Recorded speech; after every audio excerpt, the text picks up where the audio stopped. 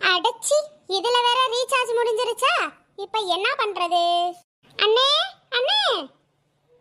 என்ன ராதிகா, ஏன் இப்படி உட்கார்ந்திருக்க? அண்ணே, என் போன்ல ரீசார்ஜ் முடிஞ்சிருச்சுனே, கையில காசு கூட இல்ல. சரி விடு ராதிகா, இதுக்கு ஏன் ஃபீல் பண்ற? நான் தரேன். அம்மா யார்கிட்டயும் கை நீட்டி பணத்தை வாங்க கூடாதுன்னு சொல்லிருக்கு. அச்சச்சோ, இப்போ என்ன பண்ணலாம்? கையில தானே பணம் வாங்க கூடாதுன்னு சொல்லிருக்கு. நீ ரீசார்ஜ் பண்ணிருந்த டைரக்டா எனக்கு. மீதி காசை அப்படியே ஜிபே பண்ணிருனே. சரி அண்ணே, வைஃபை பாஸ்வேர்ட் மட்டும் கொஞ்சம் சொல்ல. எனக்கு தெரியாதுமா, உன் அண்ணி கறிக்கிட்ட கேளு, நான் வரேன். அண்ணி அண்ணி. என்ன ராதிகா?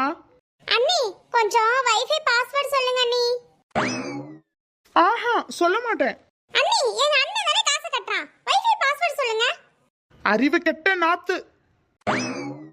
அண்ணி, இப்போ நான் உங்கள்ட்ட என்ன தப்பா கேட்டுட்டேன்? இப்படி சொல்றீங்க? ராதிகா, அதுதான் என்னோட பாஸ்வேர்டு. என்ன ராதிகா, சாப்பிட்டியா?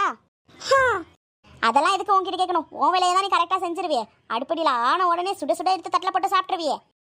எம்மோ. என்னடி ராதிகா, என்னாச்சு? ஏன் இந்த மூஞ்செல்லாம் பாடி போய் கிடக்கு? மோ, அண்ணி உப்புமா செஞ்சிருக்குமா? சரி, அதுக்கு என்னடி இப்போ? அந்த உப்புமாவை சாப்பிட வேண்டியதானே? மோ, எனக்கு உப்புமா வேணாமா, எனக்கு பூரி தான் வேணும். நான் சொல்ற மாதிரி நீ செய்யுமா, போதும். என்ன ஐடியாடி? நீ அப்படியே மயங்கி விழுற மாதிரி விடு, நான் உன்னை தாங்கி பிடிச்சிக்கிறேன். அண்ணி ஓடி வருமா அப்ப சொல்லிடுறேன், அம்மாக்கு பூரி சாப்பிடணும் போல ஆசையா இருக்குன்னு சொல்லிடுறேம்மா. அப்பதான் அண்ணி சீக்கிரமா போய் பூரி செஞ்சுட்டு வருவாங்க. சரி, ஏதோ சொல்றேன், செய்றேன். அண்ணி, அம்மா, என்னாச்சுமா, என்னாச்சு? அத்தை, உங்களுக்காக உப்புமா செஞ்சு வச்சிருக்கேன், வாங்க சாப்பிடலாம். அண்ணி, அம்மாக்கு என்னாச்சுன்னு தெரியல, நீ மயக்கம் போட்டு விழுந்துட்டாங்க அண்ணி.